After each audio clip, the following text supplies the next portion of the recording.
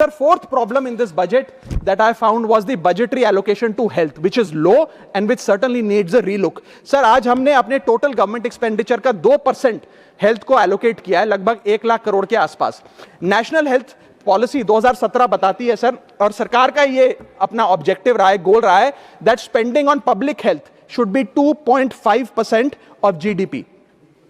आज हम 2026 में खड़े हैं, हमारी पब्लिक हेल्थ पे स्पेंडिंग मात्र 0.5% ऑफ जीडीपी। हम अपने लक्ष्य से कोसों मील दूर हैं। जहां यूएस में 18% ऑफ जीडीपी हेल्थ केयर पे खर्च होता है, यूके में 12%, जर्मनी में 13%, स्वीडन में, नेदरलैंड में, डेनमार्क में, जापान में, स्पेन में 10% ऑफ जीडीपी खर्च होता है, क्योंकि वो देश जानते हैं कि जान है तो जहान है। लेकिन हमारे देश में मात्र 0.5% ऑफ जीडीपी हम अपने हेल्थ पे खर्च करते हैं, और इसके चलते आलम यह है कि सरकारी अस्पताल में अगर आप चले जाइए, which is called the backbone of India's healthcare, वहां पर आपको पुरानी जर्जर बिल्डिंग मिलेंगी, मैसिवली अंडरस्टाफ्ड हॉस्पिटल मिलेगा, ओवरवर्क डॉक्टर मिलेंगे, पॉपुलेशन के हिसाब से बेड नहीं मिलेगा,